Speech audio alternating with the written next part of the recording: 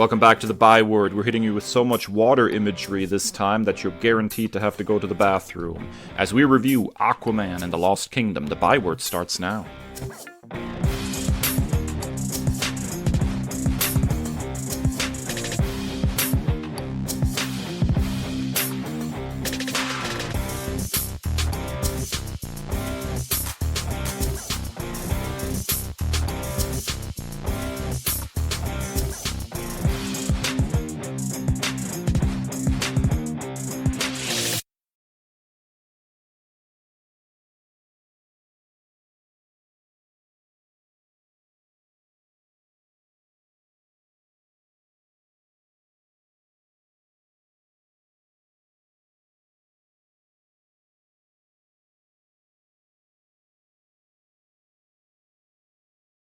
Ladies and gentle nerds, welcome to a brand new episode of the Nerd Byword podcast, the only podcast that sounds amazing no matter where you are, at home, at work, in the car, or even sitting on the toilet. In this week's episode, we will be talking about Aquaman and the Lost Kingdom, the swan song of the old DC extended universe. But first, as always, it's time for...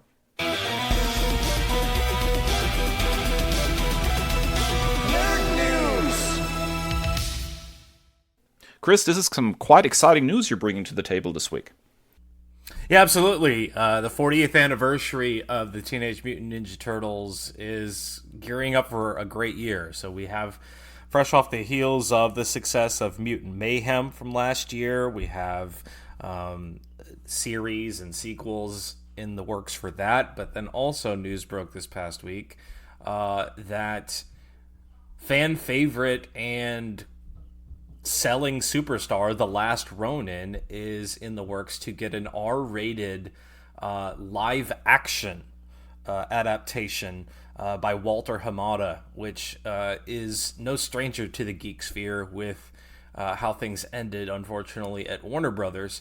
But Tyler Burton Smith, who co-wrote the upcoming R-rated action movie Boy Kills World and the 2019 Chucky horror franchise Child's Play, is penning the script here. The Last Ronin famously tells of one of the turtles. I don't know that I want to spoil something that's been out for a couple years. One of the turtles who is the last surviving member of the family and has to deal with the survivor's guilt, and still in this futuristic New York City deal with the never-ending perils of the Foot Clan. It was the second highest selling graphic novel of 2023, and it was coming out between 2020 and 2022, so still selling very strong. We recently had a kind of in-between series of The Lost Years, and then The Last Ronin 2 Re-Evolution, a straight sequel. Had a strong debut issue with 140,000 copies ordered. So it's a very exciting time to be a Turtle fan. And I know that we had news reports of a video game being in the works, but a live action especially is really intriguing thing to think about. Yeah, I agree. I've not read The Last Ronin yet. It's on my to-read list, but I haven't quite made it there yet. And I have to admit, I think it's fascinating that Hollywood is apparently starting to show some willingness to go off the beaten path, right? Instead of doing a very traditional, Ninja Turtles movie, that they're actually willing to take a quote-unquote Elseworld story, basically, and make a movie out of that. I think is really interesting. If you look over at what's happening with Superman 2, where the official logo was unveiled, and it is not the traditional S, but really a symbol that is more inspired by Kingdom Come. I think it's actually really fascinating that these companies are starting to look a little bit outside of what we could call quote-unquote main continuity for interesting takes on these characters. I'm very, very interested to see where this is going, Chris. Yeah, absolutely. So, Dave, what do you have for us this week? We've got more Nintendo news. Yeah, so we've been sort of diving in and out of the story related to Nintendo's recent crackdown on emulation, specifically its targeting of the makers of the emulators Yuzu, which was a emulator for Switch, as well as Citra, which was an emulator for the 3DS. Obviously, these were sort of open source projects, and so the code is out there. And it was not surprising that some people immediately tried to take up, the development of these, kind of emulators. And so, interestingly enough, there were two branches, forks of Yuzu that were apparently starting to be worked on. One was referred to as Suyu, which I think is a very unfortunate name choice given what happened to Yuzu, as well as Sudachi. And these two emulators spawned after Nintendo broke up the Yuzu gang back in early March. And now, according to The Verge, Discord has shut down everything connected to those two projects. So they were apparently using Discord to communicate with fans of the projects as well as with each other for programming purposes. And Discord just basically shut the whole thing down. So, according to The Verge, the people involved in developing these emulators received quote-unquote vague messages from Discord about how they were passing around content that reportedly violated IP rights, which, according to Discord's parent company, is a normal process for a DMCA takedown. Now, the developers have since complained a little bit about that because they're saying that the emulators themselves are not copyright infringement, and you can't even use them unless you dump your own files from your own Switch, and it's again just a big old mess. It's very clear, though, I think, from these actions that Nintendo has pretty much had it when it comes specifically to Switch emulation. As somebody who has always had a deep respect for the emulation scene as far as like video game preservation is concerned, or making games that are no longer playable any other way accessible again, it's very clear that Nintendo, at least in the reading I have done so far, has not targeted any other emulation projects unless they were specifically related to the current console, the Nintendo Switch. So there's all sorts of emulators flying around out there for various older Nintendo systems, and nary a word or a peep on that as far as I can tell. So it's not exactly killing the emulation scene or anything what Nintendo's doing right now, but it's very, very targeted specifically at current gen emulation with the Nintendo Switch. And the reasoning is very much, I think, Tears of the Kingdom, right? Because The Legend of Zelda Tears of the Kingdom was actually leaked about a week and a half before its May 12th, 2023 launch. And according to numbers submitted by Nintendo in their original filing of their lawsuit against Yuzu, they believe that within that week and a half, this illegal leak was downloaded over 1 million times. Now, obviously, Tears of the Kingdom ended up, selling over 20 million copies. But a million people who may not have bought the actual release because they were able to use a leaked copy via an emulator is obviously going to affect their bottom line. So I think it's pretty clear that this Tears of the Kingdom leak and the availability of Yuzu in relation to that really jump-started Nintendo to specifically target Switch emulation. What's your take on that, Chris? This is wild. I mean, like, I'm still trying to wrap my head around all of this because it's simply something that I don't get involved with.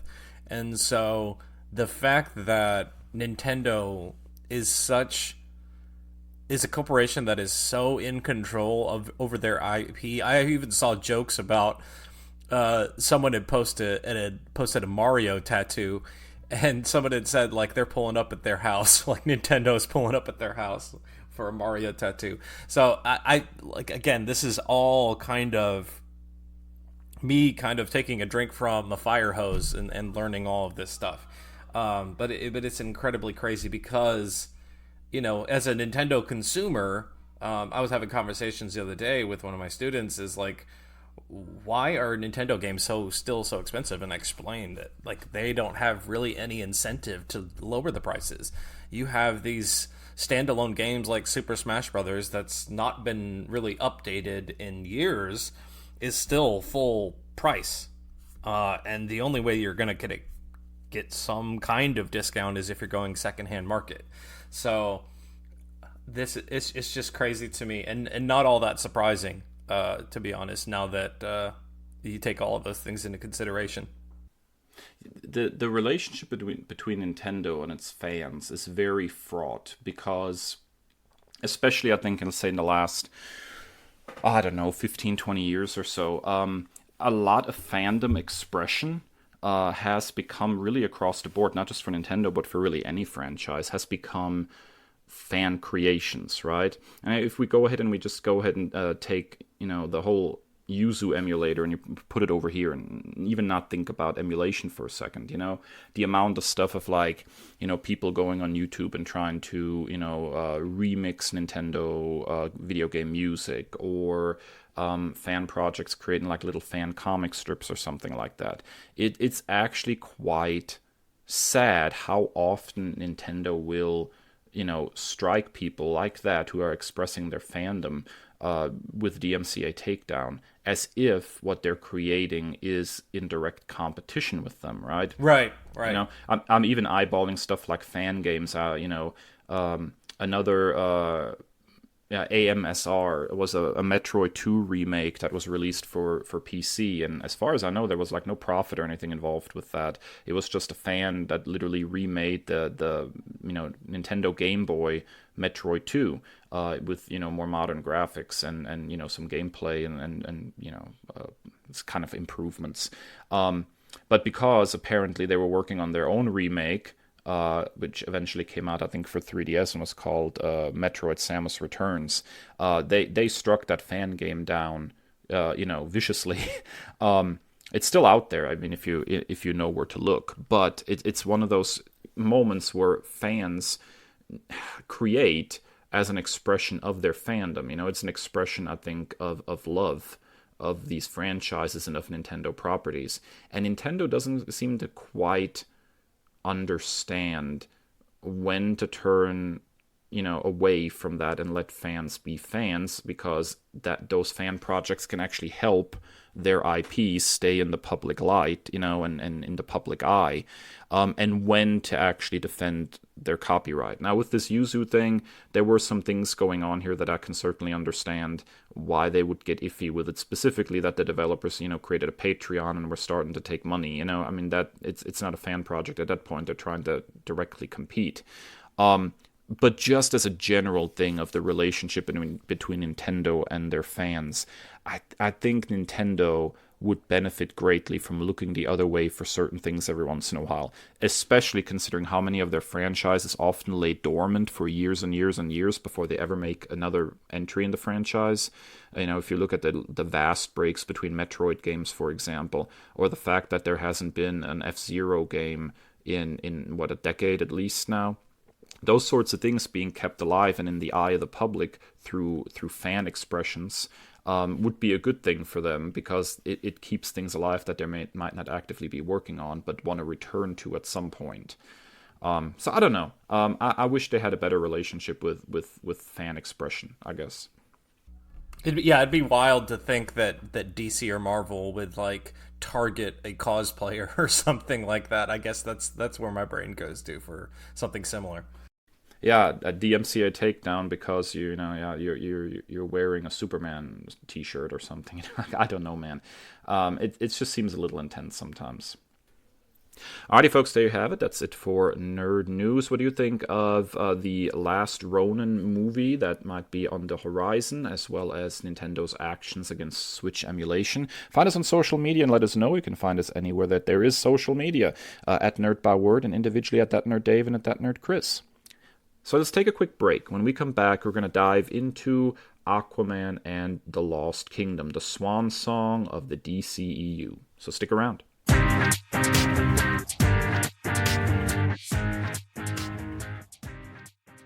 And we're back, and it's time for one of our patented movie reviews as we dive deep into one specific movie in this week's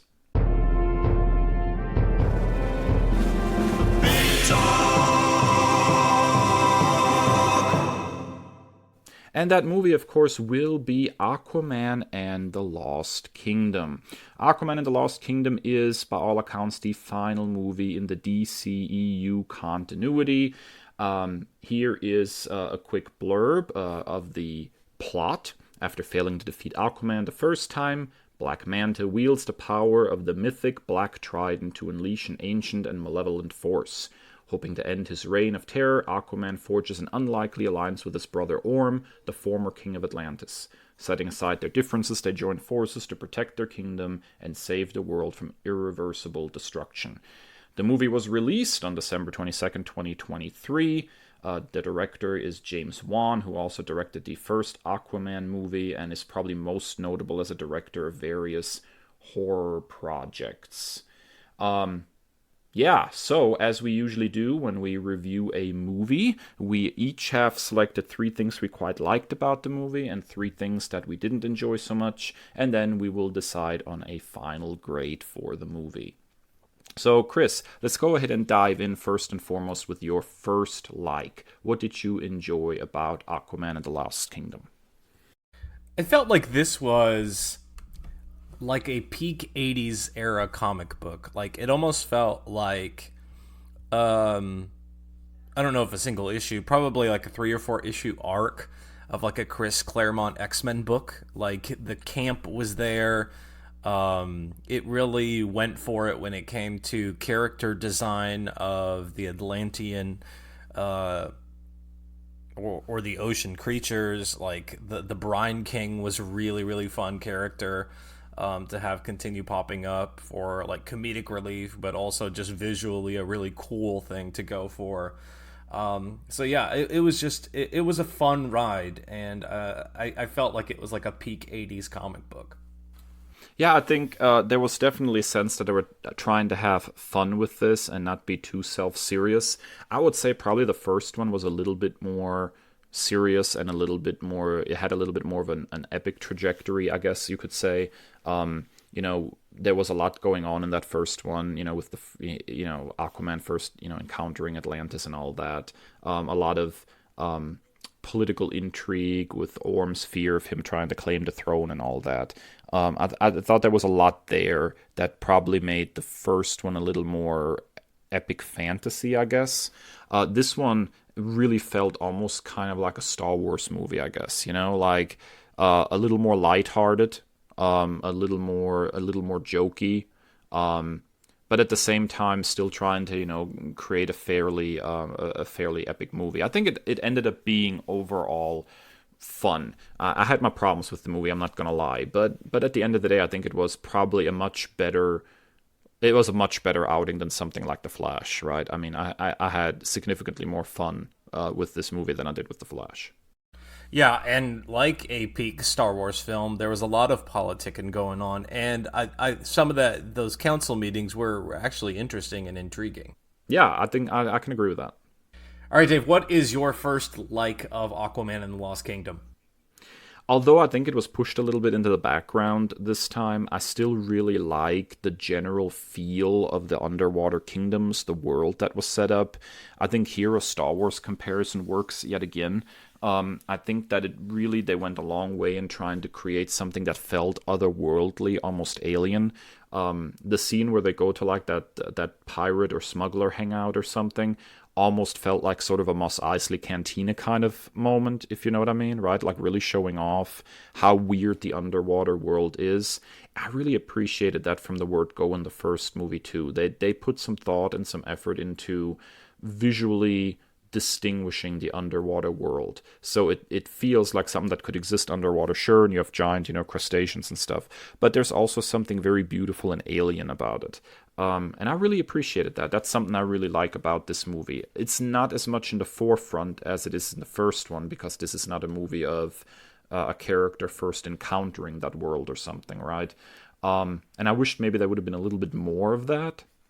It felt like they spent quite a bit of time on the surface in this one. If you get my meaning, on that island and in those caves and all that stuff. There was a lot of surface stuff going on here. But what was going on still underwater, I really liked.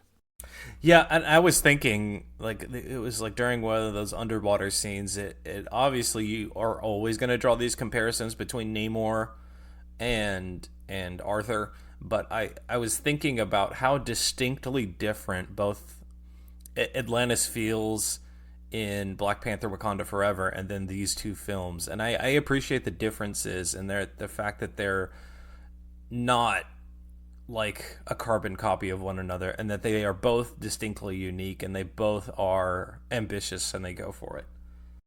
Yeah, absolutely.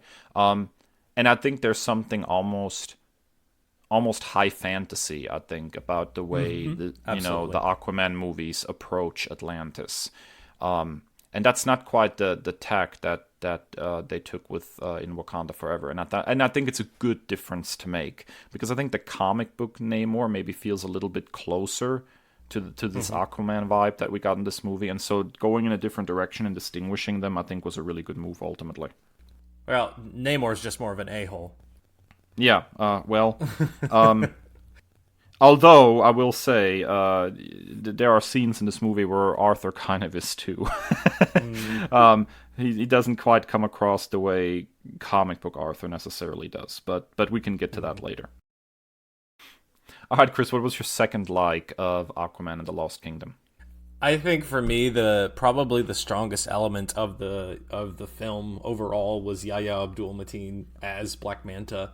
There are elements of it that we'll discuss in our dislikes, but I mean, he's cooking.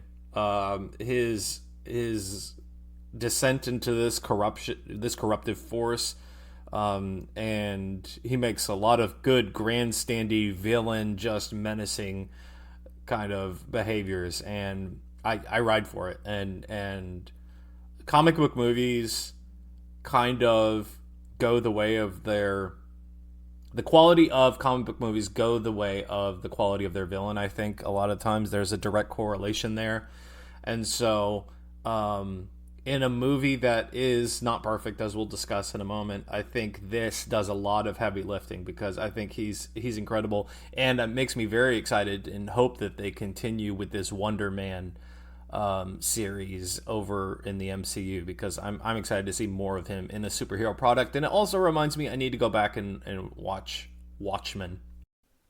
It's interesting because villains have been sort of a hot topic, I think, in comic book movies, in that many of them feel really undercooked and half baked, right?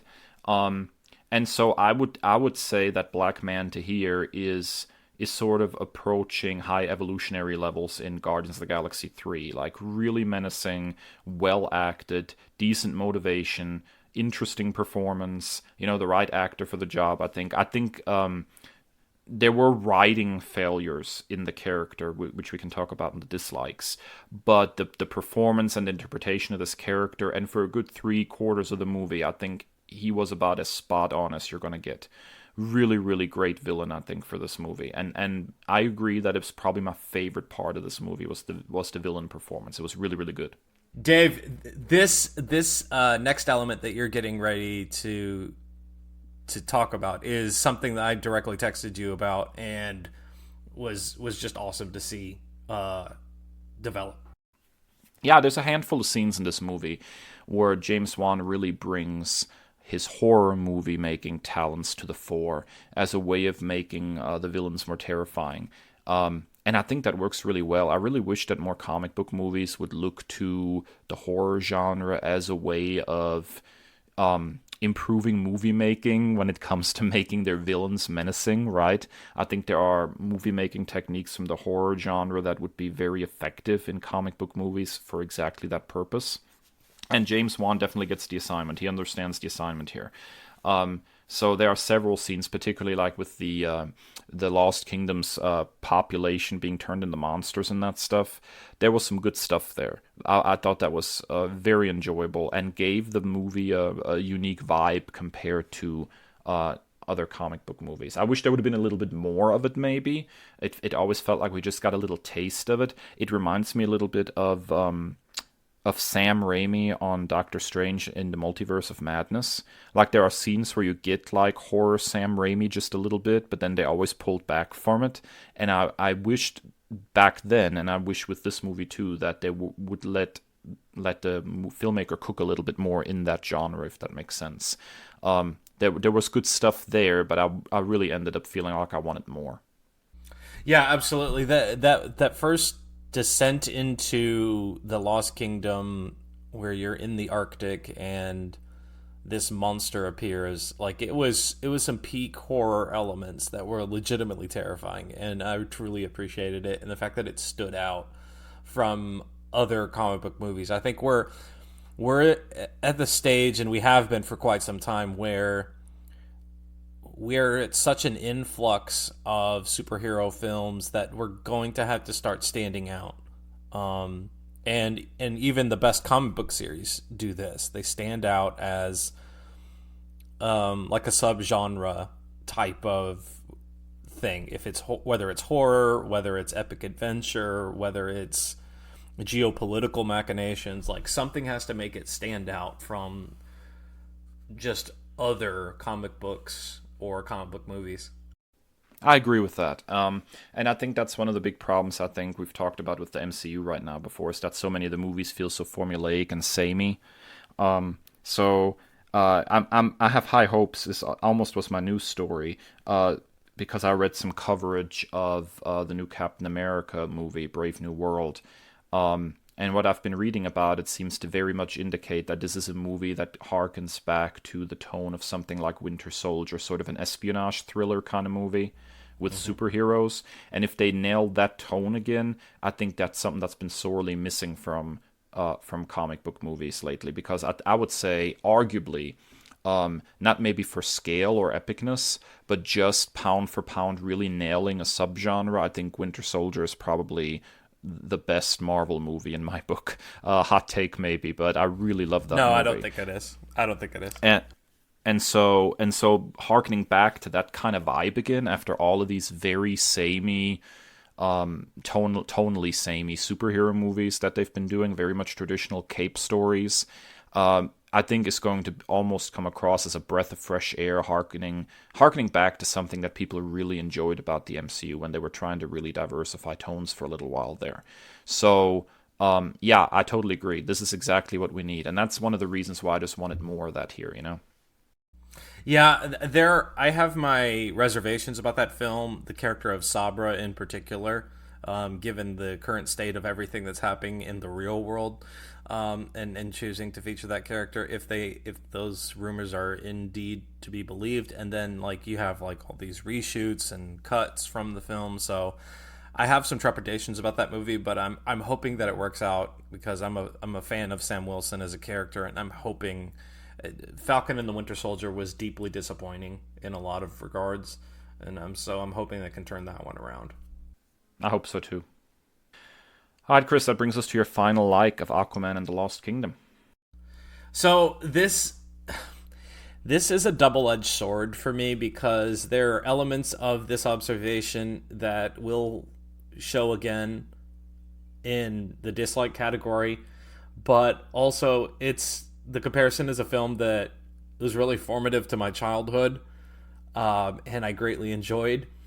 So I said that this movie is Tommy Boy 2 Under the Sea. Like, like I just get the same David Spade, Chris Farley dynamic. Like you have Momoa playing this fun-loving, zest for life type of character, and trying to get the straight man to loosen up and live a little. And so that's the dynamic I got, and ultimately the fun-loving character wins them over. Now there are drawbacks that I'll get to in a minute with this, but it really helped me just kind of stop being so overly critical of something and just sit back and enjoy the ride. I think for this film, which is probably intentional on the creative team's behalf. Yeah, you can kind of feel what they were going for in the formative stages of this movie. It's very much sort of a mismatched characters, sort of a almost buddy cop kind of thing, that they used to do in the 80s, this mismatched buddy cops road trip movie. So I think Tommy Boy is probably as good of a comparison as anything else, right? Mismatched characters on a road trip stuck together but have to accomplish some goal. I think that's fair. I don't think it always works as well as I would like, which is probably the same problem you're having, while you have some trepidations with this comparison. But I understand what they were going for, and I think it's a really solid idea for a superhero movie. But it's all in the execution. So although I like the underlying idea, I don't think it necessarily clicked as well as I would have liked in execution. Maybe, I guess is the best way to put it. All right, Dave. I really love this observation from you because immediately when we had multiple tridents on the scene, I was hyped, and from the very first blow, I was excited. Yeah, I think the final fight. Now, with one exception, is there's a turning point in the fight that I didn't appreciate, but a huge chunk of the final fight, particularly between Arthur and Black Manta, is really really solid. I think it has really really strong choreography. It's very high energy. It's very fast moving. It almost feels like sort of a lightsaber duel almost from a good Star Wars movie. There's a psychology behind it. I really, really like the entire final battle, with an exception, but I think I can talk about this more in my dislikes. Yeah, I thought so as well. And I was like, oh, they really choreographed this sucker. Like, it was really fun to watch. Yeah, and I totally agree. All right, I guess that finally brings us then to the dislikes. And Chris, I think this is probably the thing that I wanted to put on my list the most, but you got to the Google Doc first, so let's talk about it. That's the benefits of being the one who typically creates the Google Doc. um, we both have our distinct roles. I think shelving Mara for the most part is incredibly disheartening, and the treatment of the character as a whole is a disappointment. I think I understand the awkward nature of Amber Heard of being involved in this film. Um, I think it's a really slippery slope, regardless of where you stand on that. I I don't want this to divulge into whatever, but I think if you're going to keep her in the film, then you can't hide her like this. I get the same vibes that we got with The Rise of Skywalker with Kelly Marie Tran. Literally just hiding her, and then she has a couple of nice moments, so that was refreshing to see. But for the rest of the time, she is bait for the villain, or she is weeping woman over her child, and it's really bad. And I'm not even an Aquaman comic book reader, but I know that Mara's a powerhouse. I know that she carries. I know that I've seen her carry like a solo title, so I know that this is not a character that is a throwaway, and it's really disheartening. I'll totally agree with that. Mara is actually in my top tier of like top 10 favorite female superhero comic book characters. Like, I absolutely adore Mara, and when she's written well and executed well, she's just a powerhouse, as you said.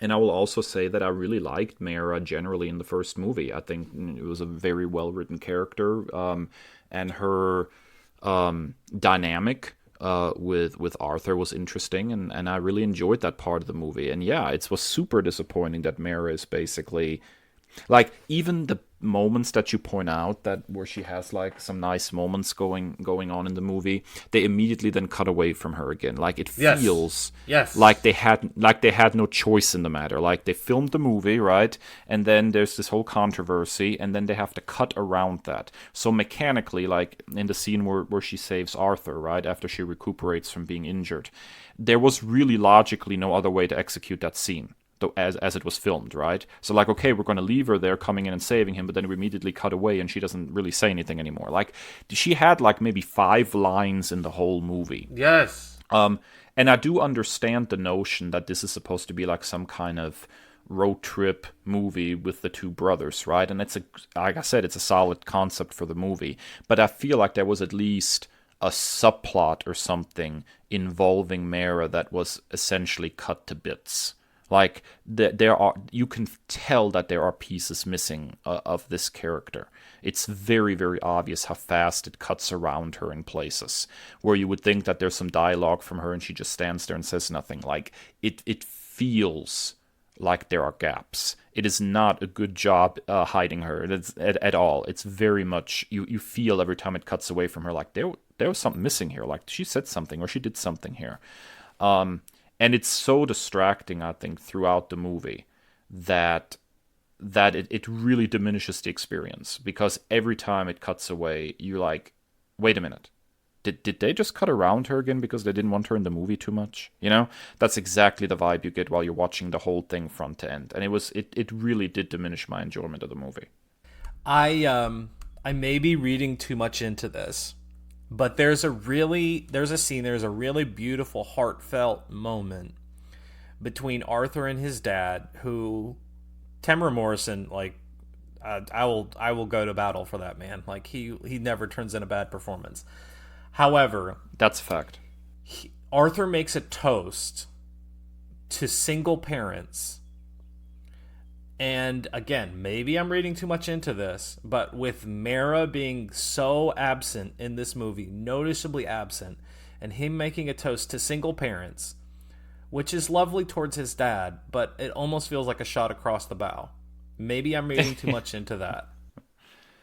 It's kind of hard to tell tonally because so much is missing of Mara's story, I think. Yeah. And so, and I also feel like the script, like, leans into that as well, because when he talks about, in his final speech, the things that are important to him, he doesn't mention Mara at all. It's all about his son. Yep. It's so uncomfortable, and it's very disappointing. Yes, it is super disappointing.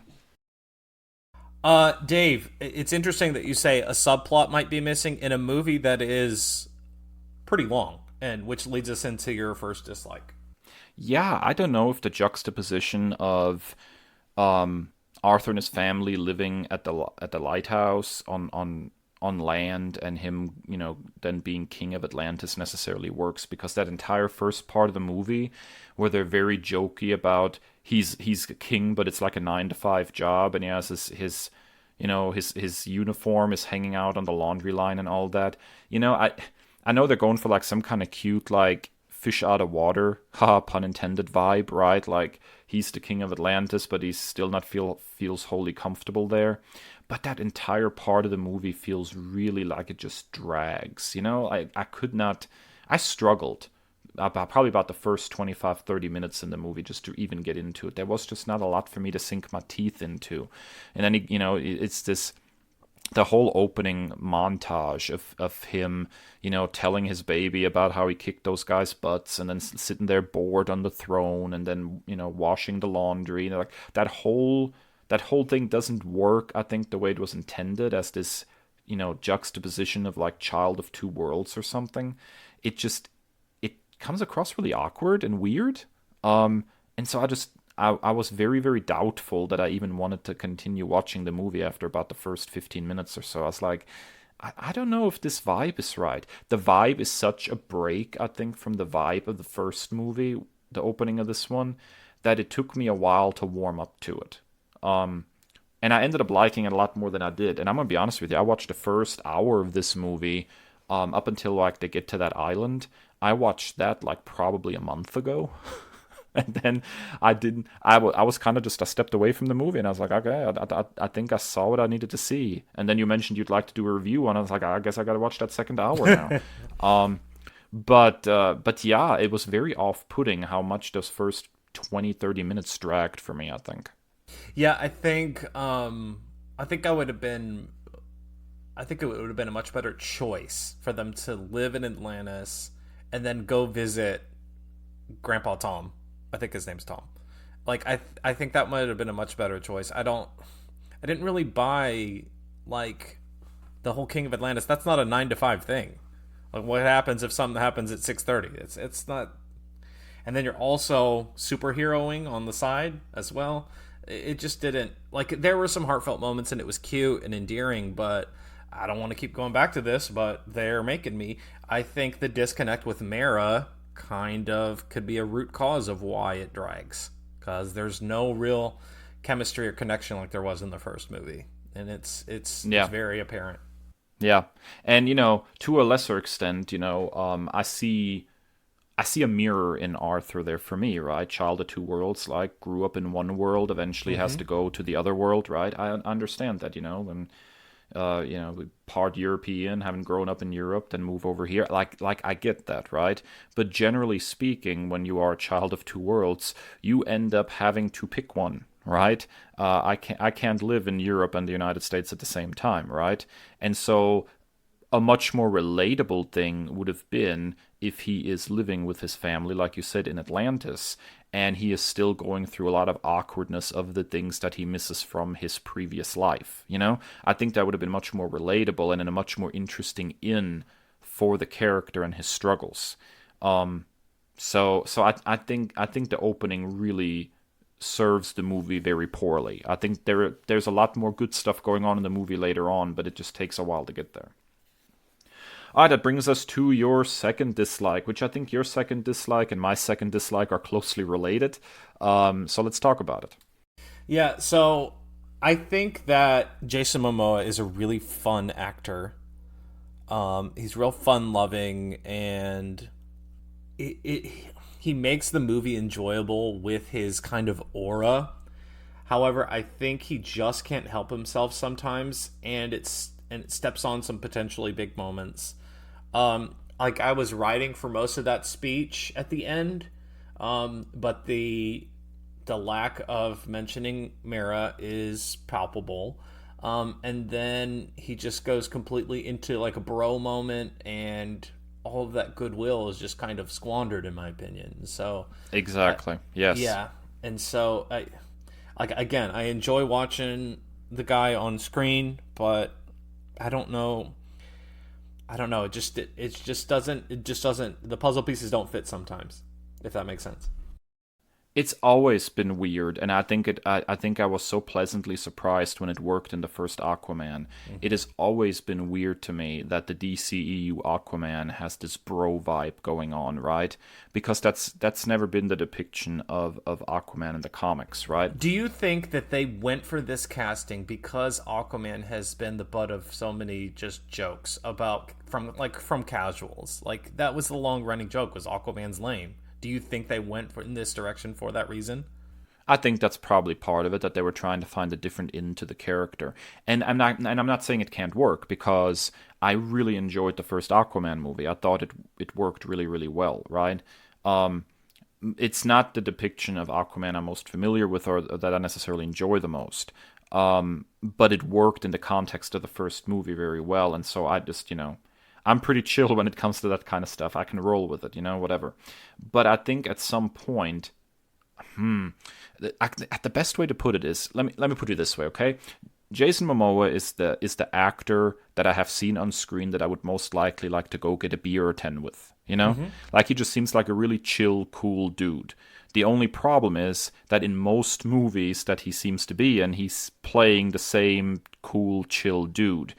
He spends most of his time basically playing himself. And so that's not necessarily a lot of acting, right? If you're basically just your own personality, and just, a heightened version of your own personality on screen. One of the problems that The Rock probably has, as opposed to somebody like Dave Bautista, right? Like, the Rock is always been somebody who basically takes his own personality and just heightens it. That was his whole wrestling performance. And I think in a lot of movies he comes across the same way. It's just basically a heightened version of him, rather than a character that he is trying to inhabit. And I think Momoa struggles with that a little bit too. And I think Aquaman in this case didn't do him any favors. Like, it would have been good for the movie for him to go through a significant character development here, and instead of seeing being king of Atlantis as this 9 to 5 job, by the time the end of the movie rolls around, he takes it more seriously and with a little gravitas and dignity, right? And so that last speech and the way it ended really felt like, no, he hasn't learned anything. No, he's still the same dude, right? And so, yeah, I think part of Arthur's character here falls a little flat for me. Because of that, because there's not a real clear arc, because Jason Momoa is just Jason Momoa again, and really, I think when you are the king of a nation, it's probably time to grow a little bit beyond the bro mentality, And I'm not saying that that's not part of the character as depicted in these movies, or that that shouldn't be there, but that he should also learn what it takes to be king, right? And that there are moments where maybe you don't let your bro hang out, I guess. It's really hard to quantify what's not hitting in this movie with Aquaman's depiction, because it worked in the first one quite well. But maybe you're right. Maybe there are just some moments where they leaned into it where they shouldn't have, where they should have pulled back, and then it would have clicked better. But they really don't pull back. It's pretty much like that the whole time. The best moment to me, where I feel like maybe Arthur is moving forward and growing as a person, is that speech that he gives to his brother when they're both holding on to the trident, right? Yes. Yes. And he tells him, let go. I meant what I said. I have your back. We're in this together. Just let go, and I got this. And it was like that felt real, I guess, is the best way to put it. Like he took the moment seriously. And I wish there was more of that. I think it's a complicated thing too, because on the one hand you have some really beautiful cultural representation for Pacific Islander people, and I love that. And I love that and part of this interpretation of Aquaman. Yeah, yes, absolutely. So that brings a really fascinating kind of rejuvenation to the character. I think you see him and his dad doing the haka is really beautiful moment towards the end, at the end of the film, I believe. But I think when it comes in that respect, I think the onus is on the creative team to take this force that is goodwill, tender-hearted, fun-loving, full of piss and vinegar, if you will, and kind of channel that towards something. And so, like, there are moments where it works for me, like when he's in the council meeting and his genuine care for both worlds helps him to kind of buck up against this council that if we do reveal ourselves to the surface world, we're going to wipe them out. And so that elements like that work where he can kind of channel that energy, but some of it is just like unbridled. Like if he's a canister of something, it's just spilling out of the sides, and it's not really directed towards anything for large swaths of this film, if that makes sense. No, that makes sense. And I think that was basically both of our second dislikes. Right. So I'm gonna go ahead and I'm gonna throw it back to you for your final dislike, and we're circling back around to your Tommy Boy comparison. Yeah. Well, here's the Tommy Boy drawback: is I don't buy them as brothers. I don't. Patrick Wilson is a very fine actor. He in certain scenes, I feel like he's in a different movie. He doesn't just, and I know that you had mentioned, it brought this to my attention, that he had worked with Wan previously. I remember Insidious, him being the dad in Insidious, and so that makes sense, those connections. But I don't know what it is. Like, there are some really good big speeches that both of them have, but it still feels like David Spade and Chris Farley as like reluctant team members or co-workers. It did not feel like brothers. There's nothing that really feels like brothers. They have a couple of nice moments with Nicole Kidman, but even that aspect, it's hard to see Nicole Kidman as their mom. I don't know the age difference, but like it's comics, so I mean, I'm not going to try to make too much out of it. But at the end of the day, they have a nice relationship that goes on this great journey, but it still feels like almost like Guardians of the Galaxy, where like they can't stand each other, but then now they like each other, or they tolerate each other, or they learn something together. It just doesn't feel like brothers to me. I don't know. I don't know what's escaping there. Yeah, I agree with this a lot, and I ride for Patrick Wilson a lot. So I want to make sure very clear here that I don't think there's anything wrong with his portrayal of Orm here or at all. In fact, I think he does a really fine job of portraying a man who has to sort of face his preconceived notions a little bit, like everything that he'd been taught about, if Arthur shows up, he's going to take your throne and you have to be mistrustful and he's not really your family. And I think the way he portrays actually spending time with him, getting to know him, and then kind of like coming around to seeing that there are things that Arthur may do better, you know, um, is actually a really interesting journey. So I really like him in this role, but I think there's a chemistry disconnect maybe between Jason Momoa and Patrick Wilson where it doesn't the familial part of it never clicks. Right, it never feels like two brothers reconciling. It feels like two strangers developing begrudging respect, but it never feels like family reconciling. And I think that could have been the heart of the movie, right? Should have been the heart of the movie if this is the movie you're gonna make. And I don't think it quite clicked. All right, so staying on the theme of drawbacks and dislikes to an element that we did like, Dave, what is your third and final dislike? I really did not like the final resolution of the Black Manta arc. I think the fact that when you get to the point where him and Arthur are fighting. I understood the possession storyline to a certain extent because they wanted to power up Black Manta a little bit so he can stand more toe to toe with the Atlanteans. Okay, I get that. But by the time we have this big face off between the two characters, it's arguably not even Black Manta anymore because he starts referring to you wear the clothes of my brother, but you're half the man he was, right? So it's already the king of Necron or whatever that kingdom was called. It's not even Black Manta anymore, right? And then they go ahead and turn it around, and the climax of the movie isn't the big resolution of the grudge of Black Manta against Arthur. No, the resolution is that Aquaman throws a trident at the zombified, monsterfied king that is coming back to life and instantly kills him basically with one throw, and that's the climax, right? And I found that really sad because I think Black Manta was really building nicely through this movie. And I think the resolution of the movie should have been actually focused on the Black Manta character, not on this king, which is a non-character in the movie, really. Like, there's nothing interesting going on with this guy. He's just a threat from the past that is reemerging.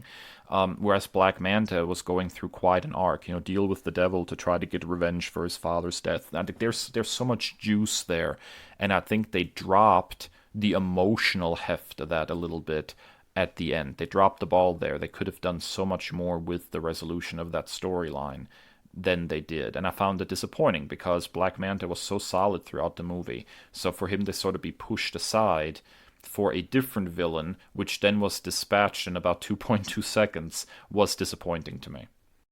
Yeah, I'll even raise that and say that it's an entire two-movie arc that was solid and had a really dissatisfying resolution. I even thought that we were kind of going to get it where Arthur helps him up when he's about to fall. Like, I thought that was going to be a nice revisit of where he didn't save his father, but he did save him, but didn't Yep. really go anywhere with that. Yeah, it was a great big missed opportunity. All right, that brings us to final verdict, Chris. If you had to give Aquaman and the Lost Kingdom a grade, what would it be? I think I'm gonna go B minus. Like, it's a really really fun time, but the Mara stuff is just too hard for me to overlook, and it saps a good deal of the points there. I can overlook like some of my other dislikes, but that one's jarring for me. Yeah, I can agree with that. I almost feel like B minus C plus is sort of where it's at. It's a really really fun movie that with I think if they would have not done the whole Mara exorcism there and tried to remove her as much as possible from the movie, I think we would have probably gotten a more enjoyable movie. It's a fun ride, I think, overall. with some weak spots and some missed opportunities, it is a heck of a lot better than The Flash was. Oh Yeah. my God. Oh yeah. But I don't think it necessarily lives up to the first Aquaman movie either, which was just a real special movie. I think it really worked, and I even went so far as to buy the Blu-ray because I really enjoyed that first Aquaman movie so much, and this one does not quite live up to that. There's no film that I buy physical media for, but I understand. Which brings me to, how do you feel about this movie as the swan song of the DCEU? Oh, I find it really hard to gauge because so much of the DCEU I have genuinely strongly disliked, and there have been elements that I did enjoy. The first Shazam film was a highlight. Fury of the Gods was okay. It's interesting because these two franchises in particular, Shazam and Aquaman, I greatly enjoyed the first ones and enjoyed the second ones enough, but not as much as the first one. So it's a similar trajectory. And then there's Wonder Woman, which had a fantastic first movie and a really poor second show. Actively bad second one. Which, kind of thinking back to our review of that one, I was being way too nice. But yeah, I think we were both trying desperately to find the positives in that one. yeah, I think I'm so desperately ready for a fresh start, and I hope this works. I hope Superman Legacy lives up to the hype. I hope all of this delivers and we have actually good content coming from Warner Brothers.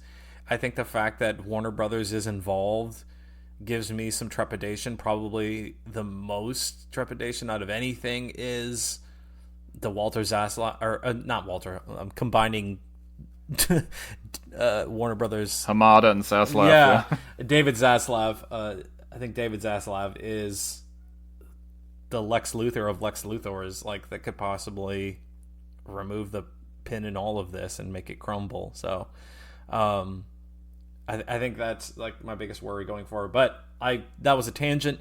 I think this was like, I've used this metaphor. This is like the person you've needed to break up with for a long time. This was like one final hangout or date that was a decent enough time, but it's still an awkward goodbye. Yeah. And very clearly this was not intended as the swan song, right? This is just how the release dates and everything shook out. So it doesn't feel like it's really putting an exclamation point at the end of the DCU or going out necessarily on a big high note or anything. So yeah, this is when it comes to the DCEU, I feel like maybe one day we need to do like sort of a post-mortem episode where we kind of dive through like what the best and worst parts of it were. Just to kind of prepare ourselves for the clean start. But they're very clearly, I guess the DCEU died the way it lived, as a decidedly mixed bag, Mm-hmm. Alrighty, folks, there you have it. What did you think of Aquaman and the Lost Kingdom? Find us on social media, at NerdByWord, or individually ThatNerdDave, or at ThatNerdChris. We'd love to hear your thoughts. We'll take a quick break, and when we come back, it's time for our recommendations of new nerdy media, or old nerdy media, or whatever we are consuming that we're really enjoying right now. Nerd commendations are just around the corner. Stick around.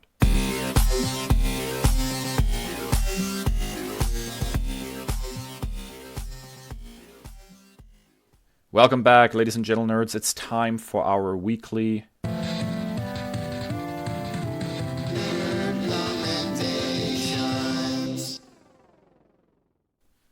Oh yes, it's time for us to recommend some nerdy media to you. And Chris, I'm excited to see what you have on offer this week. What have you got?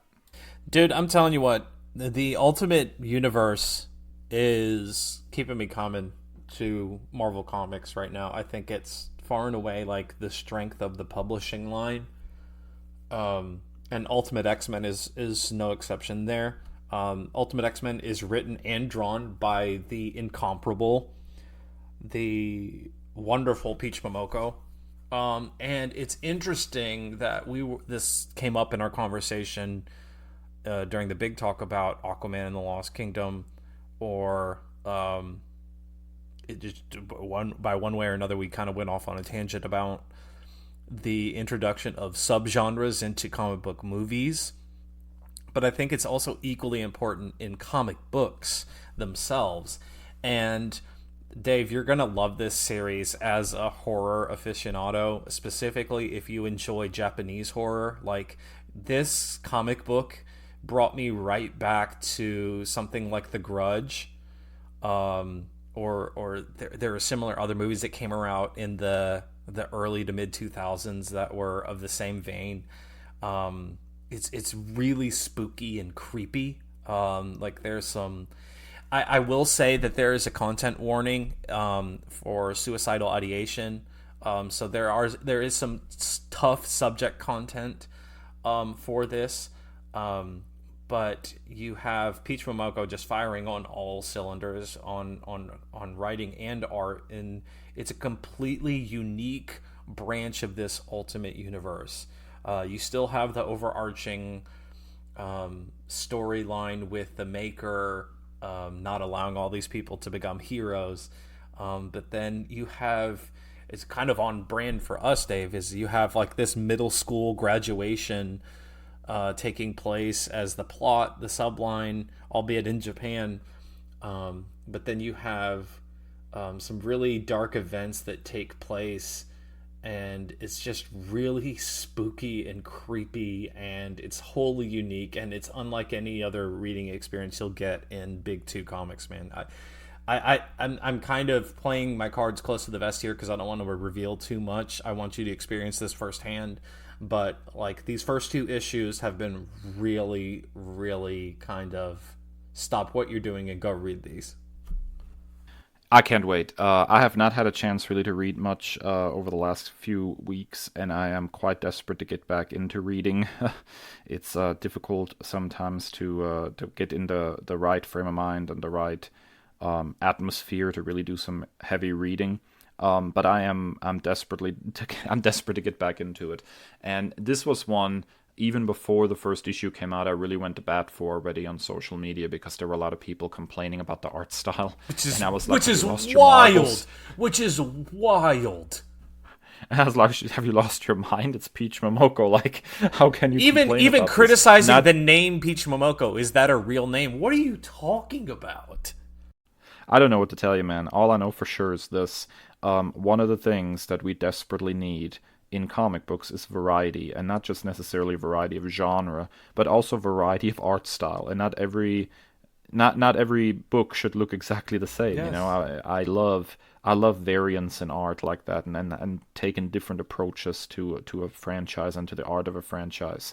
And so I'm really looking forward to reading this, and it kind of sailed right past me that it's even already come out. So I need to really like buckle down and read this ASAP because I've been very excited for it for a while now. All right, so we are kind of. I don't know if this is a nerd commendation, but it's a recommendation Oh, nonetheless. oh, it's a nerd commendation, my friend. It's a nerd commendation. So I have been lately on a bit of a procedural rampage. I'm really a fan of procedural mystery shows, harkening back to my original love of all loves, Columbo, right? And so I've kind of gotten into that again. I spent a long time rewatching on HBO Max the entirety of The Mentalist, which is a mystery show that very much feels like some of that old USA network. We've got characters kind of thing, like procedural, but with like a really weird twist, right? And then I was looking for something else to watch, and came across a series that I used to watch a little bit and never actually sat down and fully watched through, and that is a show called Castle, currently streaming on Hulu. And I have to admit, I did not realize how nerdy this show got as it went along. So it's a procedural show that revolves around a mystery novelist by the name of Rick Castle, which is portrayed by Nathan Fillion, who starts to shadow an NYPD detective by the name of Kate Beckett, which is performed by Stana Katic, and he basically is shadowing her, and they start having sort of this very unconventional partnership where he has these flights of fancy as a writer, basically trying to always find a story that makes sense. And she's a really solid detective, and so you put the two together and they solve crimes together. Yeah, fine, okay, whatever. I like procedurals, so give me a murder mystery of the week and I'm happy. But the more the show gets along, the nerdier it gets. The character of Rick Castle is just a giant nerd, and you get all sorts of stuff that he does that is about as nerdy as it gets. There's a whole episode that's basically set at a comic book convention. He's constantly playing with lightsabers and stuff, and the flights of fancy he has in trying to solve some of the cases involve topics like alien abduction and time travel and all this really weird science fiction-y stuff. Now, I will admit, in most cases, by the end of the episode, those theories get solidly disproven. But the journey there is such a fun, nerdy romp of basically having a non-nerd in the NYPD detective having to put up with this incredibly nerdy guy nerding out over everything he runs into for 45 minutes. It ends up being a lot of fun and feels like it mirrors a little bit my own life sometimes, because I spend so much time nerding out about things and there's always somebody around me who has no idea what I'm talking about and has to roll their eyes at me. So as a nerd, I relate to this show. So I think the mysteries are really solid. I think the acting in the show is really solid. The relationships in the show are really solid. But, as somebody who likes procedurals and has watched a ton of them, I think the thing that really keeps me coming back to this is just the unabashed nerdiness of the main character and how that constantly feeds into the narrative in some way, shape, or form. The episode that involved time travel, for example, that I watched most recently, I think it's a season 5 episode, actually is the first episode where they don't come out at the end and solidly say, this is not real. They kind of leave you hanging a little bit like, was it time travel or all these people just kind of crazy, And so I really appreciate that nerdy undertone that runs through this show. And so I think if you're a nerd, you might find this to be a procedural that you can appreciate just because it has such a strong nerdy undertone in it. So I really enjoy Castle. It's currently streaming on Hulu. There are 8 seasons. I'm currently on season 5, I think. And it's a solid watch. So that's really surprising because this was nowhere on my radar, but you harken back to things like Columbo, like Psych, like Monk, and Elementary. I remember when Elementary was coming out weekly. That was appointment television. So this might be something. This is murder he wrote. That's what this is, man. It's murder he wrote. That's what this is. So if you're willing to trade Nathan Fillion for Angela Lansbury, this is your show. Okay. might be strong enough to rope me in. Alrighty, folks, there you have it. This was a new episode of the Nerd Byword. If you enjoy what you just heard, get on your favorite podcasting platform, drop us a rating and review, and subscribe so you never miss another episode. You can find our podcast wherever podcasts are available. TuneIn Radio, Spotify, oh my goodness, we're everywhere. Apple Podcasts, and on our very own website, nerdbyword.com, which currently is down for maintenance, but should be back in just about a week or so with some big improvements under the hood to make things a lot easier to navigate for you folks. And if you also like what you heard, or you have commentary on our takes, if we were completely off base, please hit us up on social media at Nerd by Word on all social platforms, or individually, That Nerd Dave and That Nerd Chris. And as always, stay well and stay nerdy. The Nerd Byword is written and produced by Chris and Dave, two nerds with a love of all things pop culture. The podcast features music by Al Jimenez with additional drops composed by Joe Biondi. Our show art is by Ashery Design. Find us at nerdbyword.com and wherever podcasts are available.